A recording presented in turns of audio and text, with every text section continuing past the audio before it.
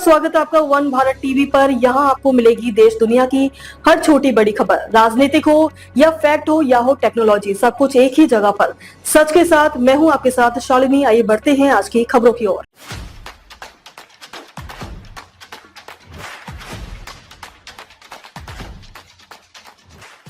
आपके पास हिम्मत है? सीएम स्टालिन का बिहार दौरा, बीजेपी ने दिया चैलेंज। तमिलनाडु के मुख्यमंत्री एमके स्टालिन के बिहार दौरे ने राजनीतिक माहौल गर्मा दिया है।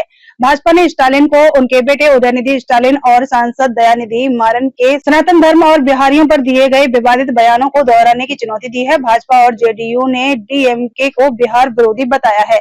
स्टालिन की बिहार यात्रा को भाजपा ने वोटों की सियासत से जोड़कर हमला तेज कर दिया है। तमिलनाडु के मुख्यमंत्री एमके स्टालिन के बिहार दौरे ने सियासी तूफान खड़ा कर दिया है। बिहार में इस साल के अंत में विधानसभा चुनाव होने हैं और स्टालिन वहां विपक्षी नेता राहुल गांधी की वोटर अधिकार यात्रा में पहुंचे हैं। वहीं बीजेपी ने स्टालिन और उनकी पार्टी डीएमके के पुराने बयानों को हथियार बनाकर तीखा हमला बोला है। बीजेपी ने स्टालिन को चुनौती दी है कि अगर हिम्मत है तो बिहार में अपने बेटे उदयनिधि स्टालिन और सांसद दयानिधि मारन के सनातन धर्म और बिहारियों पर दिए विवादित बयानों को दोहरा कर दिखाएं। यह विवाद अब सियासी जंग का रूप ले चुका है, जिसमें बीजेपी और जेडीयू ने डीएमके को बिहार विरोधी बताया है। डीएमके और बीजेपी के बीच पहले से ही कई मुद्दों पर तनातनी रही है। स्टालिन की बिहार यात्रा को बीजेपी ने वोटों की सियासत से जोड़कर हमला तेज कर दिया है। बीजेपी का कहना है कि डीएमके ने बिहारियों को अपमानित किया और अब वोट मांगने बिहार पहुंच रही है। नारायणन तिरुपति ने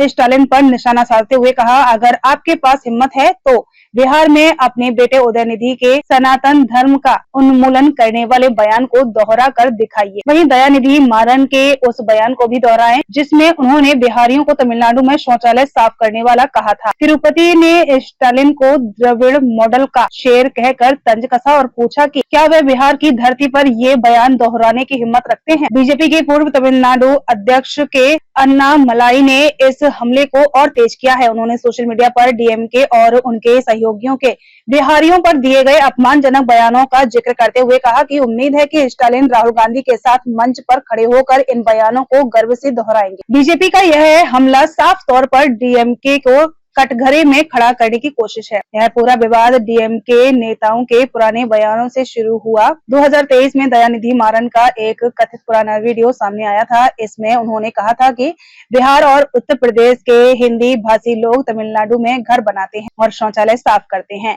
इस बयान से बिहार में काफी बवाल मचा था। दूसरी तरफ स्टालिन के बेटे और तमिलनाडु के खेल मंत्री उदयनिधि स्टालिन ने सनातन धर्म को डेंगू और मलेरिया जैसी बीमारी बताकर उनका उन्मूलन करने की बात कही थी। इस बयान पर सुप्रीम कोर्ट ने भी उदयनिधि को फटकार लगाई थी, लेकिन उन्होंने माफी मांगने से इनकार कर दिया और कहा कि यह उनके द्रविड़ विचारधारा के प्रतीक पेरियार के विचारों के अनुरूप है। खबरों में बस इतना ही, फिर होगी आपसे मुलाकात। तब तक के लिए नमस्कार और देखते रहिए वन भारत टीवी।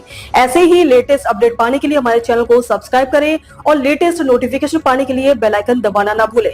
यदि आप फेसबुक, इंस्टाग्राम, ट्विटर, यूट्यूब के माध्यम से हमें देख रहे हैं तो हमारे पेज को फॉलो जरूर करें। धन्यवाद।